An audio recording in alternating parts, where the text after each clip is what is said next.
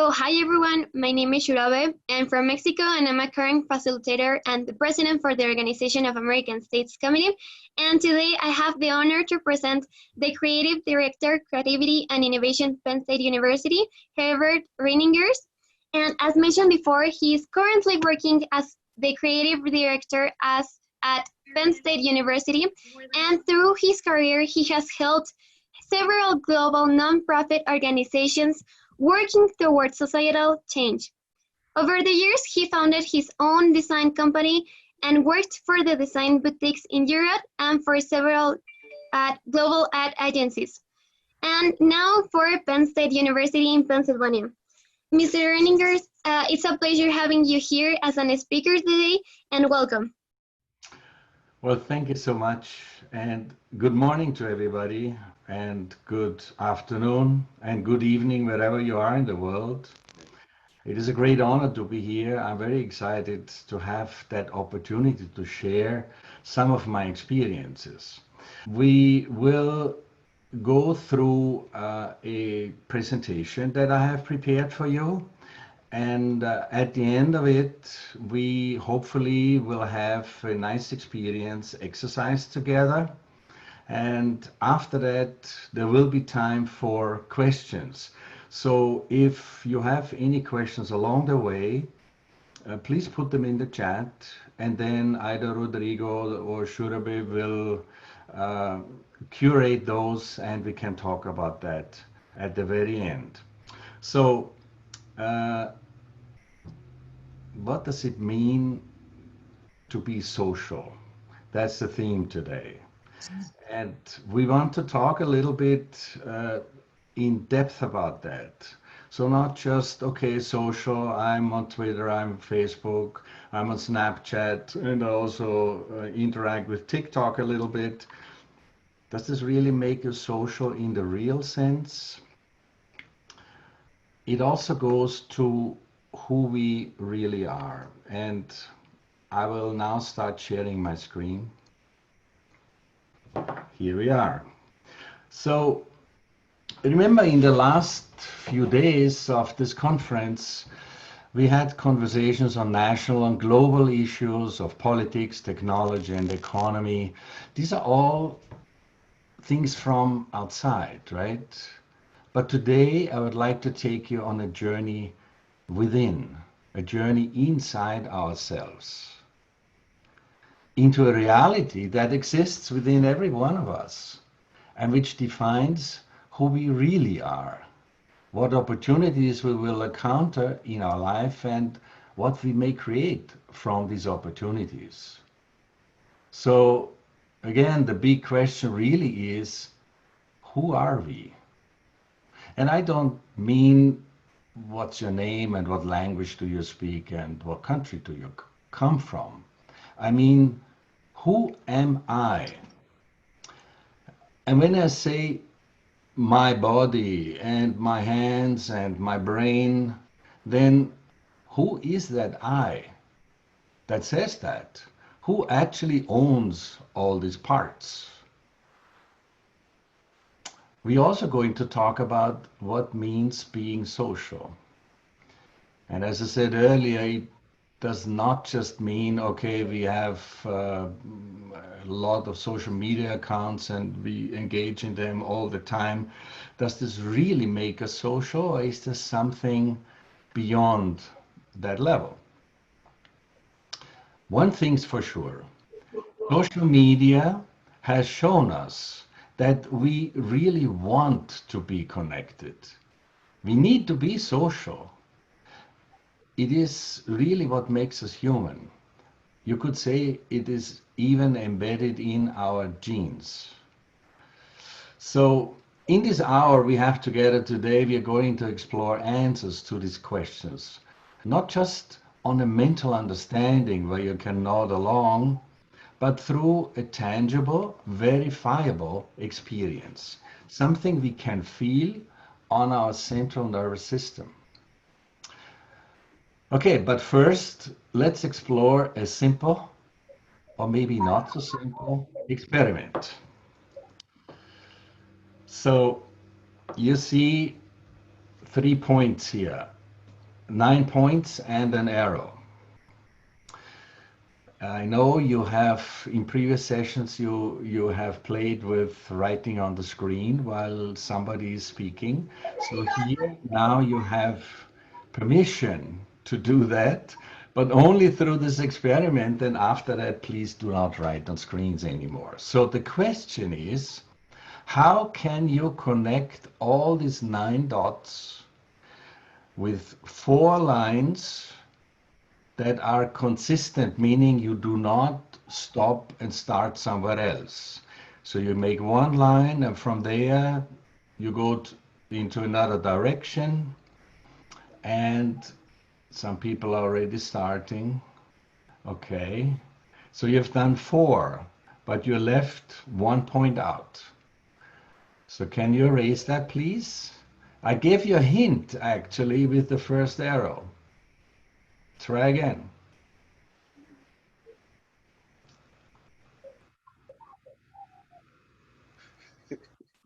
Oh, the one with the blue line has done an almost good job, but you still missed one.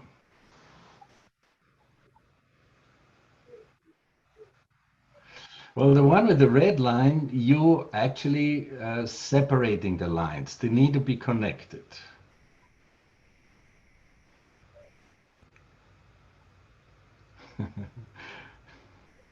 Right, it's not that simple, right? But some of you are almost there. So do me a favor, all of you, do me a favor and turn your scribbles off again. Can you please do that? Turn the scribbles off again. Thank you for participating. Let's turn the scribbles off. And I'll show you. So that's the second line. That's the third line. And this is the fourth line. So do you see what happened here?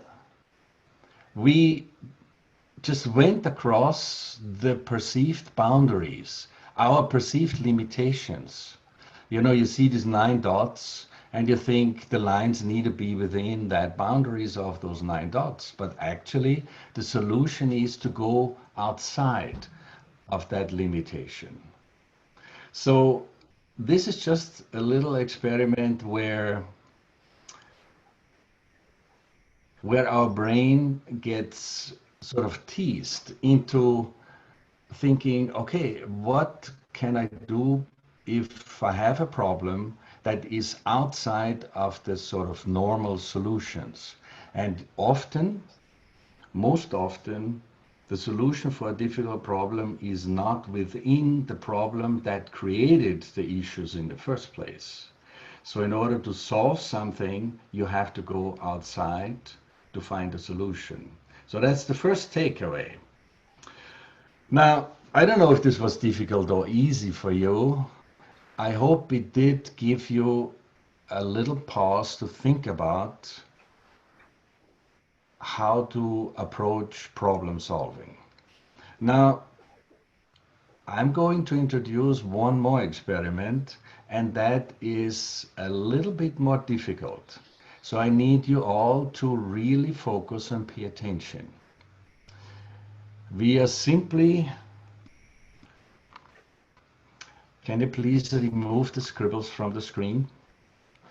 All of you, is that possible?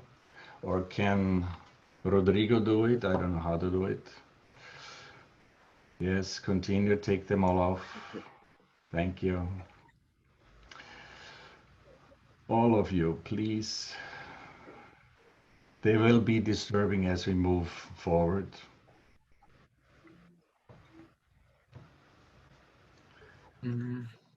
Some arrows are still there. Okay, the blue one is gone.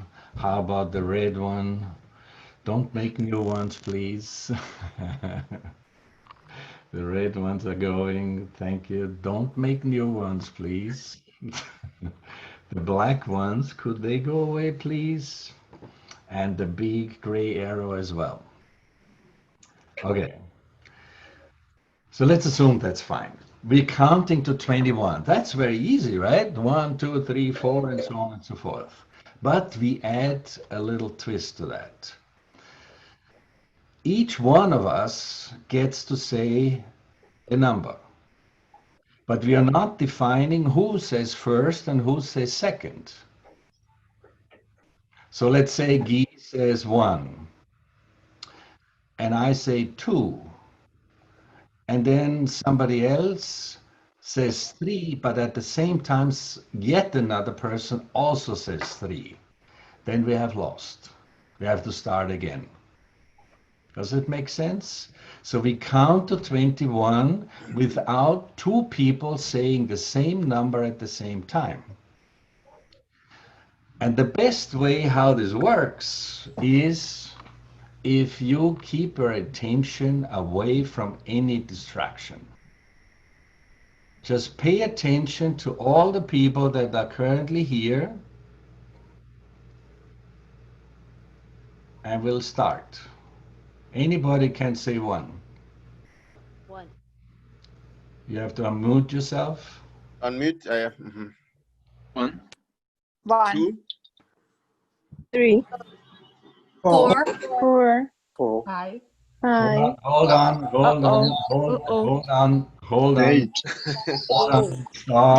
Stop. We have to start again. Remember, 2 or more people cannot say the same number. We have to count in sequence, and each one of us says a number, but it is not defined who says what number at what time. So we need to pay attention to each other. Does that make sense? Let's start again. 1, 3, 4, 5, 4, 6, 7, Stop. Two people say it's 7. We start again. This is the last time we're doing it, okay? Okay, be careful, guys. 1, 2, oh my God. Stop. We already finished at 2. Now, okay, please. That was an experiment. Mute yourself. Mute yourself, please. Please mute yourself again. So this was just an experiment to show us that is not actually that easy to pay attention to everybody. Because we want to say something and we are not fully in tune with everybody else around. Does that make sense? So if you have any questions around that, please put it into the chat and we can talk about that. Yeah. So, enough with experiment. I hope the last one gave you a little pause to think about what it really means to be social. Now, I want to call out Mr. Guy right now because we were talking earlier on another day about his vision of Peaceland. So Mr. Guy Jochen has a great noble vision of Peaceland. Peaceland is a society where people live in peace. There are no wars, no violence, no fighting between countries and people. Humanity is simply at peace. That sounds amazing, isn't it? And very fitting here is a quote of Mahatma Gandhi that you're probably all familiar with, who said, "Be the change you want to see in the world." It means you have to start with yourself, or we have to start to change ourselves first, to start the journey towards peace, because as my meditation teacher once told me, you can't have peace if you don't have peace in your heart. So you can't talk about peace. Yeah, you have to have peace and we have to make policies of peace if you yourself don't have peace in your hearts. So back to what I said at the beginning, in reality, as human beings, we want to be connected. And actually, we need to be social. It is what makes us human. It's actually in our genes. And here you can see it. This is me in the middle with two of my very close friends that I have not seen for like 25 years. Oh my God. And we met just last summer. And instantly, can you feel that emotion in this picture? Can you feel the happiness and the joy and how we hug like no time has passed? And we definitely cherish that moment. On the other hand, look at this man who is longingly looking out the window. He may be in an institution or maybe he's even in a prison, but he's definitely alone. So he's looking out the window to try to make connection. But for some reason or other, he can't. So there he is, not happy. And if you think about in the prison, solitary confinement could be the best thing in the world if you look at that superficially, because you don't have to pay rent, you don't have to go to work, food is served every day whenever you need it, and you're all by yourself, nobody is bothering you.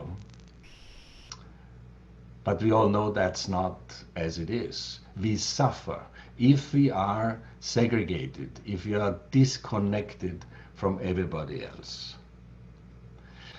This is how we love to exist, together with a group of friends, telling stories, having a good time, enjoying each other's company, and being social.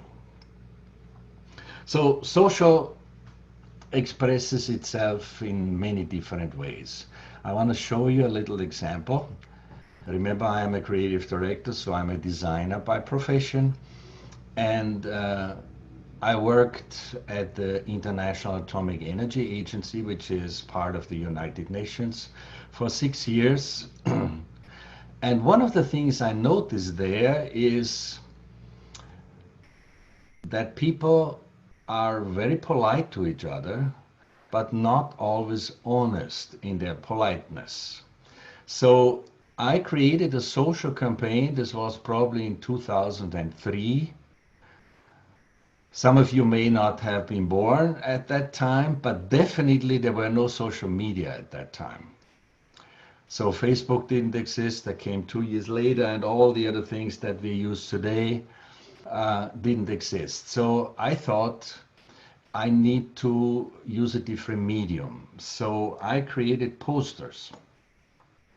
So here you see a poster and of a large picture and a small headline. And it mentions one thing that people very casually used to say to each other: I'm sorry. But do they actually mean it?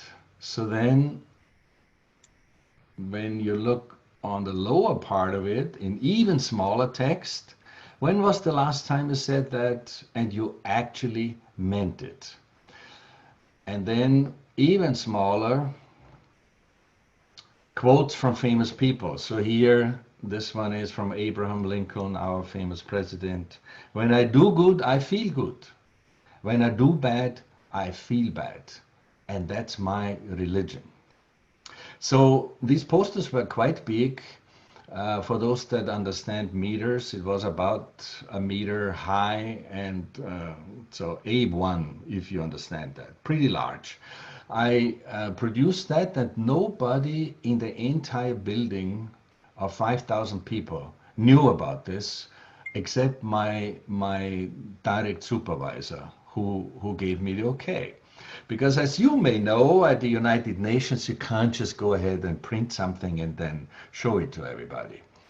But I felt strongly about it, and I hoped that I could push a conversation, generate a conversation about things that we always say but often don't mean. So over the weekend, I posted the entire building of 28 floors in meeting rooms, in hallways, in cafeterias, everywhere where people would pass. And I created more than one poster, so here's another one. No problem, right? Do we actually mean it? Are we forgiving at that moment? Or this one, how are you? Very famous one. We rush by because we are late for a meeting. We meet somebody, we say, how are you? And we do not stop because we don't have time, we are not interested, we don't even want to engage. We just acknowledge that we met you and that's it. But if we would take the time to stop and listen, we may find either an opportunity to help somebody or at least understand a person a little bit better than just rushing by and saying a few words that we don't fully mean. So on the day of the reveal, I was then hiding with my camera behind bushes and columns and plants and took some photos. And as you can see, the people are a bit puzzled, asking what's going on here and why are these posters here?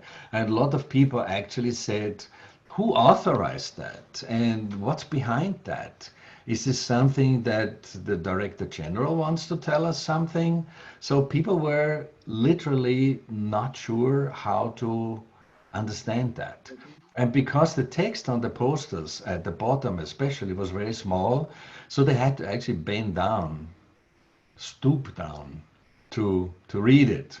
And then conversations happened, and I have to say about 80% of the people were positive about it. They said, well, finally somebody is pointing things out that we all feel, but nobody actually dares to mention it because it's not in our culture.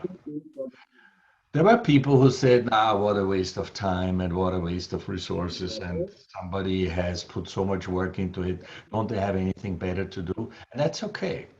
The conversation went on, and I had created a website around that, and there was a forum embedded where people could have continued their conversations.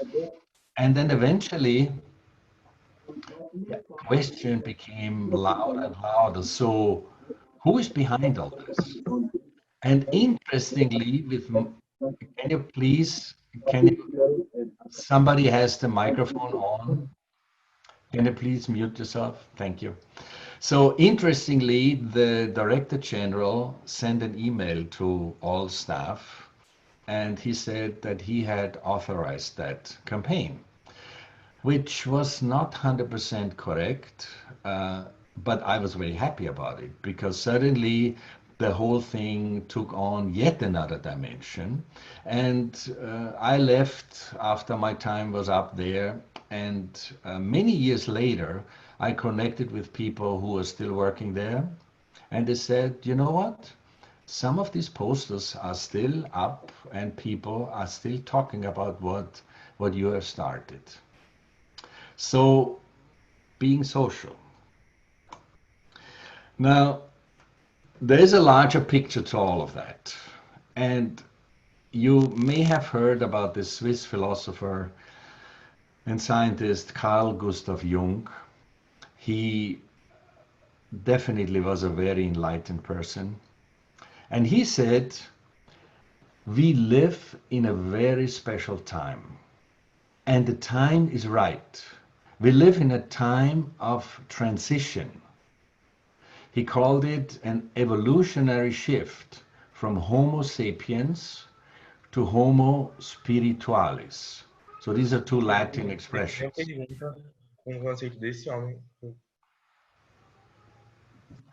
So these are two Latin expressions. Homo sapiens is the Latin word of expressing humanity as we currently are. We are conscious.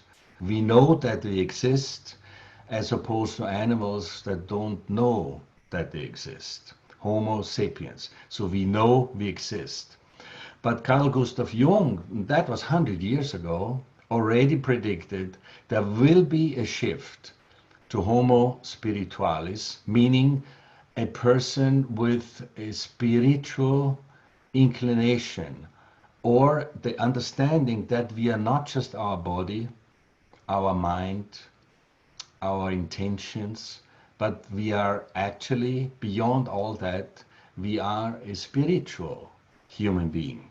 Or, in my own words, guys, just remember this. This is our general level of awareness. And here we are, all the individual people here and everywhere. If we could just lower, deepen our awareness, we could see we are all connected. We are all one. We are connected. Like a drop that falls into the ocean and becomes the ocean. Thank you very much. So this was an excerpt that was recording during the TED Talk that was mentioned at the beginning.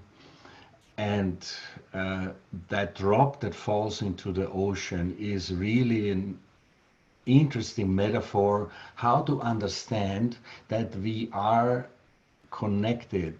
Like, imagine a raindrop that falls towards the water, has a certain shape, it has a weight, but eventually it merges into the ocean. It becomes one with the ocean. It doesn't lose any of its substance. It just loses its limitations. And that is important to remember as we are moving along in this presentation. So you may ask, how can we reach this deeper state of awareness? And as often, it's both easy and not so easy. We can't get into a state of meditation by activity or by just forcing yourself into it, but rather something has to happen to us from outside on a subtle level, an inner transformation. Remember the first exercise we did with the 9 dots, where you had to go outside the limitations to find a solution? So that is very similar here. And we will see just in a bit that we all are actually quite ready for this next step in our personal and also human evolution.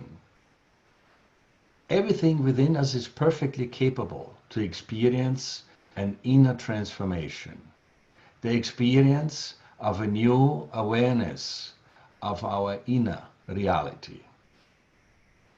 Someone once said it like this: there is an energy within us that is very eager to get us into the state of meditation. All we need to do is just get out of the way. So, we already mentioned that meditation is the way to reach that inner awareness. So before we go even further, let me say meditation, or this introduction to meditation, is really for everybody, for every human being. Everyone can benefit from that. Also, whether you are already experienced in meditation or you've heard about it and you're curious what this is all about, or you have no clue what meditation is, it's for all of us. And also, I should say, meditation is not connected to any religion, has nothing to do with religion.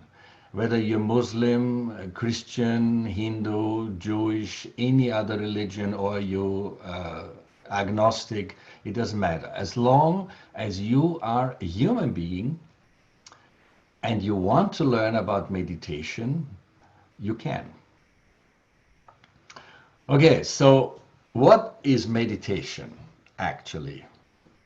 Meditation really is a journey within. It leads towards yoga. It's a Sanskrit word, yoga, and it means union. And in some countries, like here in the United States, it's often equated with physical exercise. It's not. Meditation and yoga is not a physical exercise, though you can make some exercise to help it along. Meditation is a tangible connection with a larger dimension. Or, as my teacher often put it, you cannot know the meaning of your life until you're connected to the power that created you. Meditation is a different state of our awareness. Until you are connected to. Please mute yourself. Meditation is a different state of our awareness. Apart from our wakeful awareness that hopefully we are all in right now, there's also a dream state and a deep sleep state. And beyond all that exists a meditative state. Scientists that put these contraptions on our head can measure our brain waves, and in a meditative state, the brain waves look very different. They get elongated. Everything slows down. Brain activity slows down in the meditative state.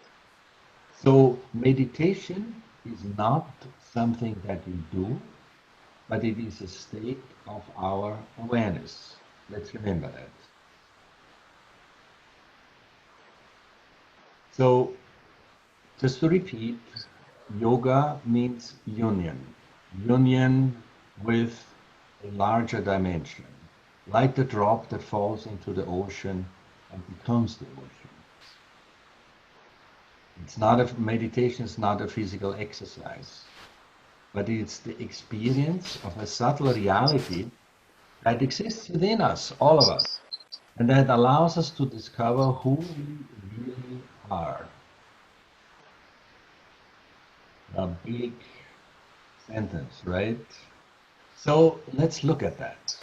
I'm going to talk you through a little bit of that subtle reality that I keep mentioning. And I created a diagram for you so it's easier to understand.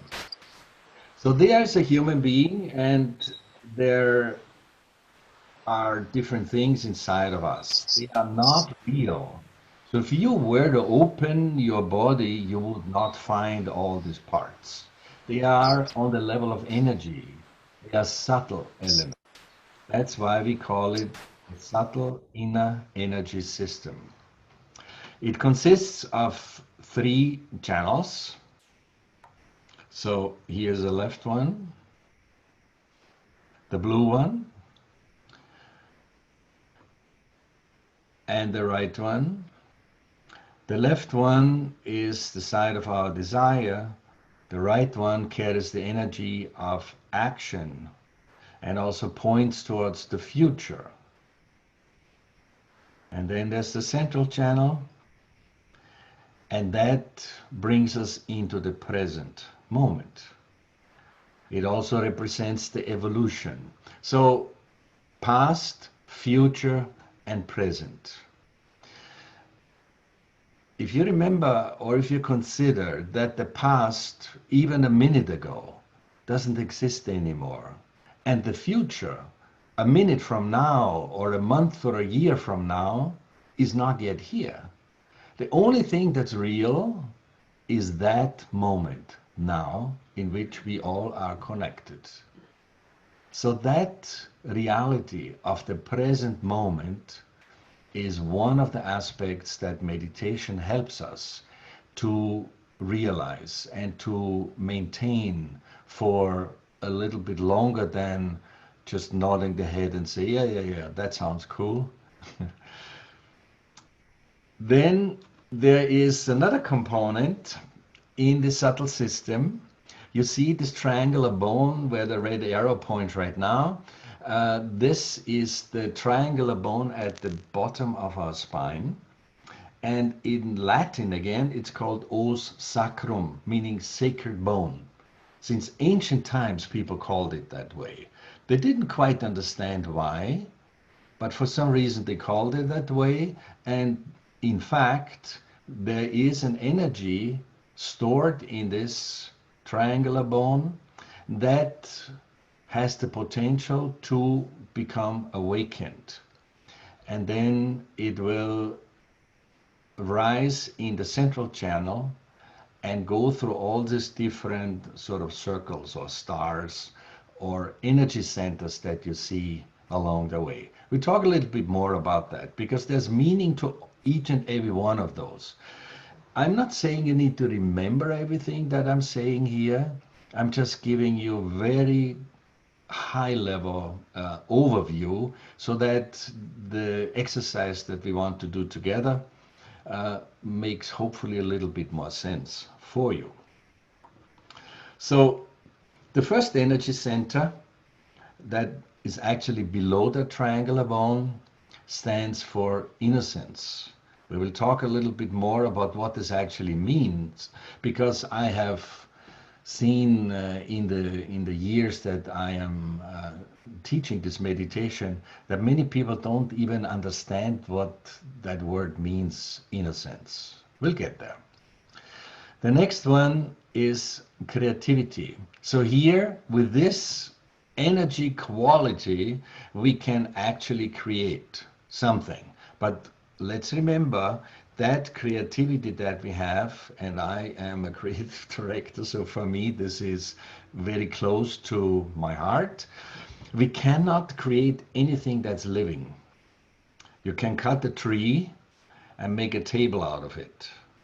Or you can harvest some corn and make food out of that. But no one of us can actually make a flower out of nothing, a living flower. Leave alone from that flower, make a fruit. We just can't do that. We have these limitations that we can transform dead matter into other dead matter, but we cannot create living things. So the third one stands for sustenance. So in our body, all the digestive system is located where we digest the food. And being an artist, honestly, I don't know how digestion works. And luckily, I don't need to know because it already is on autopilot. It just works. It is made like that. I do get the benefits though. I feel good when I have eaten. I feel satisfied, isn't it? So the next step is security. Security at the level of our heart. When we are afraid of something that shocks us instantly, we sort of put our hand on the heart. Instinctively, not knowing why we're doing it. But it is true, the security aspect of this subtle energy center gets challenged, gets out of balance, and as a result, we experience fear. Moving on. The next energy center stays for collectivity. So collectivity is not just the understanding of what I said earlier, that we are all connected and we're a drop that falls into the ocean, we're connected, that yes, all of that. But also, I can speak to you and you can see the pictures and you can see each other in the videos, all through that power. Transmission of radio waves, transmission of cell phone waves, television, all of that goes through the ether element. And the essence of that is also located within us in that energy center on the level of the throat. So we're almost through. The sixth one is at the level of our forehead, so somewhere here. The power here is forgiveness. And that's another thing that often people don't really understand. And forgiveness is an energy that is very powerful for all of us. Because if you think about it, let's say somebody harmed you and now you have a grudge and you can't forgive and you carry that grudge with you. The joy of your day, whatever you're doing, is tarnished by that grudge, right? That person that harmed you may not even know that he or she harmed you. And if you can't forgive, you actually harm yourself. It does not make any difference to the other person, but you may harm yourself. So forgiveness is a power for self-correction, for self-help. And we're going to use that in the exercise that we're going to do in just a little bit. Last one, integration. So here on the top of our head, all these other 6 centers come together and form this beautiful lotus flower, if you will, with 1,000 petals that exists within us. We just can't touch it. You can't take it off. You can't make a photo of it. So the way I show it here is sort of an estimation. Nobody has seen it, and you don't need to see it, but you can feel it. You can feel it. All right. How about we try it? It just takes maybe 5-6 minutes. I will guide you through a short exercise that we will follow with our eyes closed. But first, I show you what we're going to do through that, so you don't need to open your eyes. And we start with placing both our feet on the ground. If you sit on the floor, like some of you may, if you're from India or from other places, that's fine too. But if you sit on a chair, put your feet apart from each other on the ground, so don't cross them. If you have shoes on, it will help if you take those shoes out. You're just by yourself, so don't worry, you can do that. Just quickly bend down, take your shoes off, and put your feet next to each other on the ground. And then we put our hands, if you see me here, with the palms upward on our lap,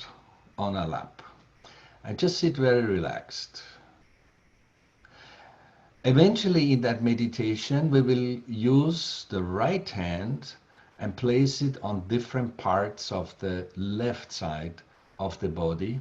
And I will explain you as we go along which parts we put it. And then at the end of it, we'll have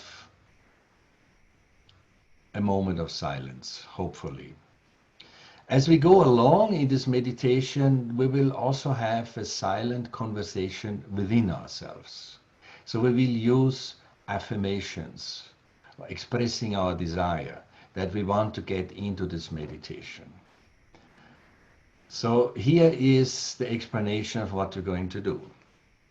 First, we place the right hand on the lower part of our body on the left hand side, on the lower part of our abdomen, of our belly.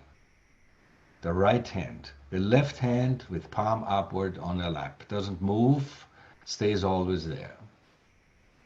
There we will use the affirmation, I want to experience the pure knowledge.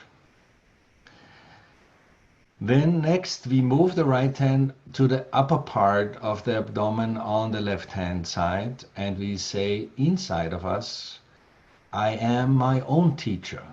I don't need anybody to teach me how to meditate. I am my own teacher. Next, we move the hand, the right hand on the left side of the chest where the heart is. And here we say, I am one with my spirit.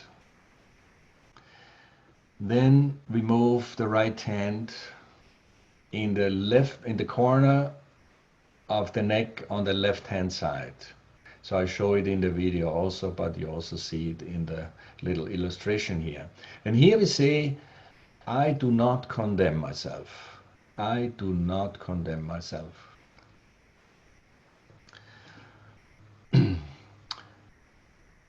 Then we put the right hand on our forehead across like that, yes.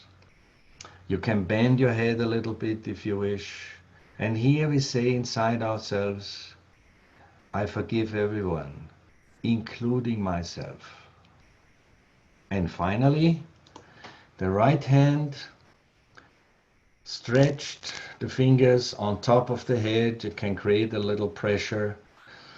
And we say, let me experience the state of meditation. So that's all we do from outside. Everything else will happen from inside. Right. So now please, let's close our eyes. And please don't open them until I tell you. There's nothing to see. Everything that we do should happen inside of us. So we'll keep our attention inside. Close your eyes. So the left hand with palm upward on your lap, the right hand goes on the lower part of your abdomen on the left side. And inside yourself, you don't need to say it loud. Just say a few times, I want to experience the pure knowledge. I want to experience the pure knowledge.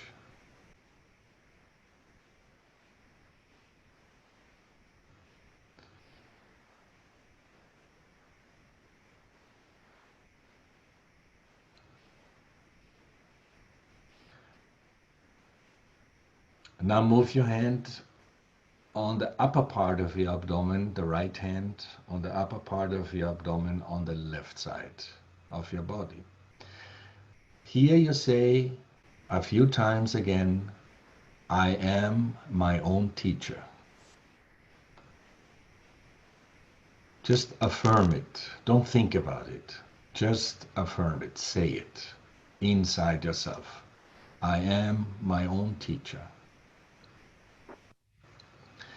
Now move the right hand to your heart on the left side of your chest. And here you repeat a few times, I am one with the Spirit. I am one with the Spirit.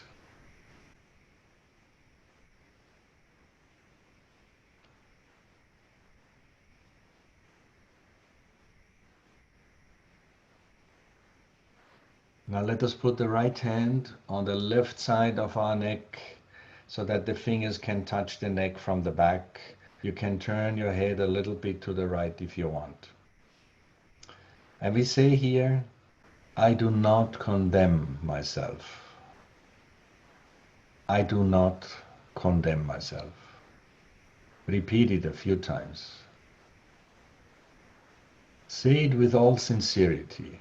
Really mean it. I do not condemn myself.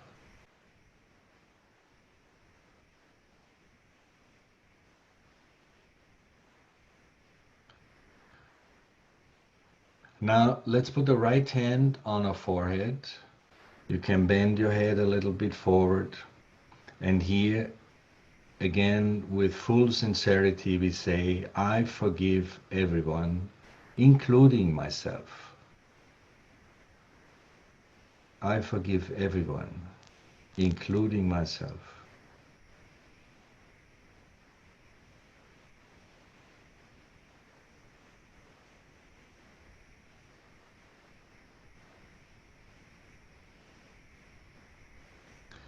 And finally, let's stretch the fingers of the right hand, put the center of the palm on top of our head, right in the middle of it.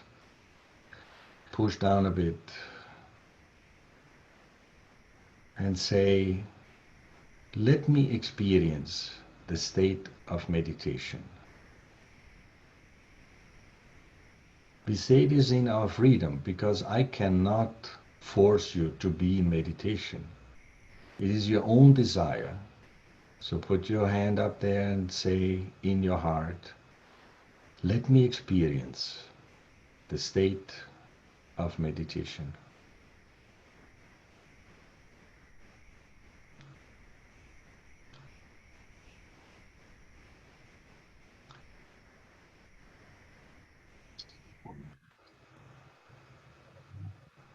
Now, slowly open your eyes. I put a picture here for you that is hopefully relaxed and calm. I hope you feel a bit calmer now, more relaxed, with less thoughts in your head. Just watch yourself. Don't judge, just watch. Is it silent inside my head?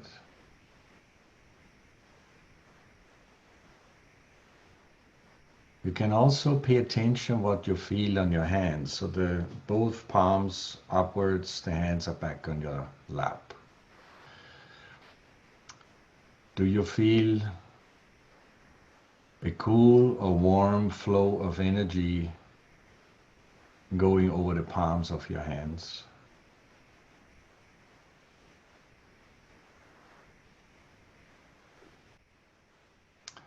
So, as we don't have that much time, normally this is the beginning of meditation. So this was just, starting the engine in your car, and now you go somewhere, right? You don't just start the engine. And for that, I will show you a URL, a website that you can learn more about if you are interested in going deeper into that meditation. So to summarize, what I'm trying to tell you throughout this time we have here is our differences are really only skin deep. Some of us have a white skin, others have a dark skin, others have a brown skin, black hair, blonde hair, no hair, whatever. The differences are only on the surface. We cry the same, we eat the same, we enjoy the same. The tears always come out of our eyes, either of joy or of sadness. They don't come out from our fingers. So we are really all the same, and the difference is only on the surface. And the second thing I would like you to remember is our inner subtle energy system is ready for us to get into meditation. And importantly, this experience that we just went through is also known as self-realization, meaning to realize who we really are, not this body, not this mind, not our emotions, not our desires, but we are something deeper than that. So that we can only realize by having a meditative experience. It's not about talking about it or reading a book or posting on social media or to think about it. So if you want to boil it down into one sentence or two, in reality, we are all one, we are all connected, we are social beings.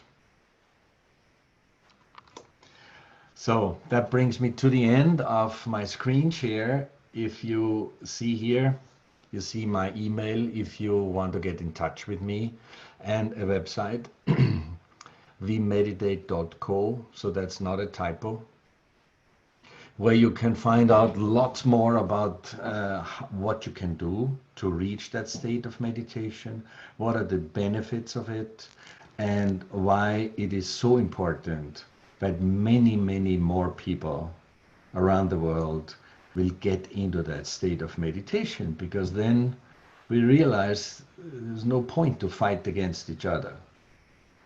We are in this together. So I'm stopping the screen share.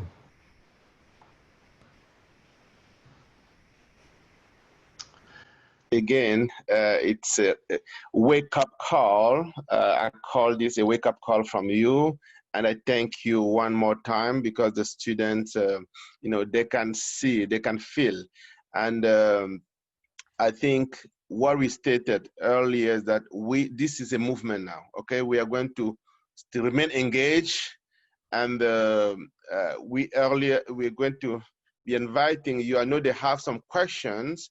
But what we are going to do is that some of those questions, what they did in the previous day, they send it to us and we ask it to you as we are asking question in the studio. Idly is actually waiting for us in the studio with Shurabi. So in 1 minute, we are going to. I hope if they sent you the link already. If not, I'm going to arrange that, and then. And since you are part of the family, I look forward to kind of, having you engaged again before the end of the conference. Okay. All right then. Thank you, Guy, for this opportunity. Thank you, Shurabi, for your wonderful introduction. And thank you all who were here. I could really feel your sincerity during the meditation, and I encourage you to continue with it. Okay, oh, good. Wow.